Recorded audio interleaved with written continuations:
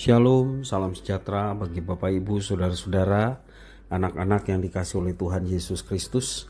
Jumpa kembali bersama saya Pendeta Eka di dalam renungan firman Tuhan pada hari ini, Sabtu 11 Juni 2022. Sukacita dan damai sejahtera dari Tuhan Yesus Kristus kiranya menyertai kehidupan kita sekalian, yang pastinya mendatangkan kebahagiaan. Puji nama Tuhan. Sampai pada pembacaan firman Tuhan hari ini, Mazmur ke-137. Kiranya firman Tuhan yang kita baca sungguh memberkati hidup kita. Baik Bapak Ibu Saudara-saudara, sebelum kita merenungkan bagian firman yang kita baca hari ini, kita minta pimpinan Tuhan. Tuhan Bapa di sorga, di dalam Yesus Kristus, kami mohon berkat dan urapan-Mu baik pada hamba-Mu dan seluruh jemaat Tuhan yang boleh bersama-sama belajar firman Tuhan. Kau mampukan untuk kami dapat memahaminya, Kau juga menolong kami untuk kami dapat terapkan dalam hidup kami setiap hari. Terima kasih Bapa, terpujilah nama-Mu. Demi nama Tuhan Yesus Kristus kami sudah berdoa dan bersyukur. Haleluya, amin. Mazmur 137. Di tepi sungai-sungai Babel, di sanalah kita duduk sambil menangis. Apabila kita mengingat Sion, pada pohon-pohon gandarusa, di tempat itu kita menggantungkan kecapi kita. Sebab di sanalah orang-orang yang menawan kita meminta kepada kita memperdengarkan nyanyian, dan orang-orang yang menyiksa kita meminta nyanyian sukacita. Nyanyikanlah bagi kami nyanyian dari Sion. Bagaimanakah kita menyanyikan nyanyian Tuhan di negeri asing?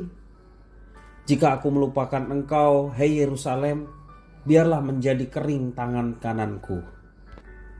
Biarlah lidahku melekat pada langit-langitku, jika aku tidak mengingat engkau, jika aku tidak jadikan Yerusalem puncak sukacitaku. Ingatlah ya Tuhan kepada Bani Edom, yang pada hari pemusnahan Yerusalem mengatakan, runtuhkan, runtuhkan sampai ke dasarnya. Hai putri Babel, yang suka melakukan kekerasan, berbahagialah orang yang membalas kepadamu perbuatan-perbuatan yang kau lakukan kepada kami. Berbahagialah orang yang menangkap dan memecahkan anak-anakmu pada bukit batu. Bapak Ibu Saudara-saudara yang dikasihi oleh Tuhan, apakah kita pernah duduk sambil menangis terseduh-seduh? Bagi yang pernah mengalami kedukaan tentu dapat membayangkan bagaimana perasaan orang yang terduduk diam dan gundah gulana hingga menangis terseduh-seduh. Di dalam Mazmur 137 berisi bait-bait kenangan akan kepahitan hidup ketika umat Israel berada di pembuangan Babil. Kedukaan paling mendalam adalah saat mereka tidak bisa lagi datang beribadah ke hadapan Tuhan. Jadi ketika mereka tidak dapat datang ke dalam rumah Tuhan, beribadah di Yerusalem, itu menjadi kedukaan yang teramat besar. Dan begitulah keadaan mereka di negara asing. Tidak mengherankan bila Sion, yakni kota suci Yerusalem, tempat kediaman Tuhan, begitu dirindukan, hingga mereka terduduk dan menangis terseduh-seduh di tepian bengawan di Babel. Di dalam ayat 1 sampai yang kedua, permintaan orang-orang Babel supaya umat Israel menyanyikan lagu Sion penuh dengan cemooh. Umat Israel sadar bahwa tantangan dari orang-orang Babel itu memperkuat kerinduannya untuk pulang ke tanah air mereka, yakni Yerusalem. Kerinduan akan hadirat Tuhan memenuhi kata-kata pujian akan kemuliaan Sion sebagai tahta Tuhan yang menjadi penguasa hidup Israel. Kenangan pahit ini tidak mudah dilupakan. Ketika umat sudah kembali, pengalaman itu sengaja tidak dilupakan. Artinya pengalaman pahit, bagaimana mereka menderita, begitu rindunya, begitu kangennya terhadap Yerusalem dan rumah Tuhan. Dan pengalaman itu sengaja tidak dilupakan. Bait-bait Mazmur pun dicipta untuk menemukan dorongan semacam satu dorongan motivasi untuk memiliki iman pengharapan akan pemulihan dari bangsa Israel. Kalau kita perhatikan dan dapat dibayangkan, ketika umat Tuhan teringat akan masa pembuangan dulu, sang pemazmur bertekad bahwa ia tidak akan melupakan Yerusalem sampai kapanpun. Ia juga berseru kepada Tuhan supaya Tuhan menunjukkan keadilannya. Kini tangisan di tepian sungai Babel terbayar sudah. Rindu yang terpendam untuk berziarah ke Yerusalem, ke Sion, akhirnya dapat dipuaskan. Yerusalem benar-benar menjadi puncak sukacita bagi mereka orang buangan yang kembali kepada tanah air mereka. Bila sewaktu berada di tepi sungai Babel, mereka terduduk hingga terseduh-seduh. Kini di Sion mereka bisa berdiri dan bernyanyi dengan sukacita. Begitulah kerinduan kita akan kemuliaan Tuhan dipuaskan. Dahulu di bawah kuasa dosa kita terduduk hingga terseduh-seduh. Kini di dalam anugerah Tuhan kita bangkit berdiri dan menyanyikan pujian penuh sukacita.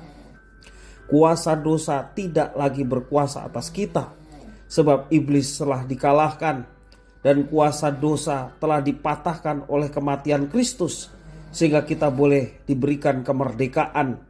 Kemerdekaan bukan untuk berbuat dosa lagi, tetapi kemerdekaan untuk memuji Tuhan, kemerdekaan untuk menyembah Tuhan, kemerdekaan untuk hidup dalam ketaatan. Demikian juga kemerdekaan untuk melaksanakan apa yang Tuhan telah rencanakan dalam kehidupan kita. Sampai kapanpun hati kita tertuju kepada hadirat Tuhan, dan betapa berharganya hati yang selalu rindu kepada Tuhan. Hati yang rindu lahir dari cinta yang sejati. Cinta kita kepada Tuhan oleh karena memang Dia adalah Allah sang penguasa, terlebih juga Allah sang penguasa yang menjadi penebus kita. Dia sudah lebih dulu menunjukkan kasih dan cintanya. Demikian juga kita yang sudah mengalami ingin membalas setiap cinta kasih Tuhan dengan mengasihi Tuhan, dengan mencintai Tuhan. Dan mencintai, mengasihi Tuhan, implementasinya adalah hidup di dalam penyembahan kepada Tuhan. Dan percayalah Bapak Ibu saudara-saudara yang dikasihi oleh Tuhan, kalau Tuhan bisa memulihkan keadaan Israel yang tadinya mereka hanya bermimpi bagaimana bisa pulang, tetapi kenyataan Tuhan menyertai bangsa yang sudah dibuang ini sehingga mereka bisa kembali.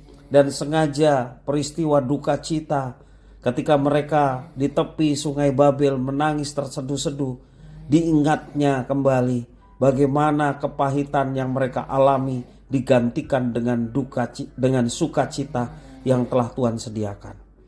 Nah Bapak Ibu saudara-saudara, seberat apapun persoalan hidup yang sedang kita alami, percayalah bahwa Dia adalah sumber pengharapan kita. Dia adalah sumber cinta kasih dalam kehidupan kita. Dia yang akan menolong kita untuk kita akan melihat masa depan yang penuh dengan kebaikan. Dan kebaikan itu akan dinyatakan tepat pada waktunya. Jangan berhenti berharap, jangan berhenti berdoa, jangan berhenti beriman. Sebab yang kita imani, yang kepadanya kita berdoa adalah pribadi yang penuh kasih, pribadi yang tahu segala kelemahan kita, pribadi yang sudah merancangkan masa depan yang terbaik bagi setiap anak-anaknya. Kiranya firman Tuhan memberkati kita sekalian.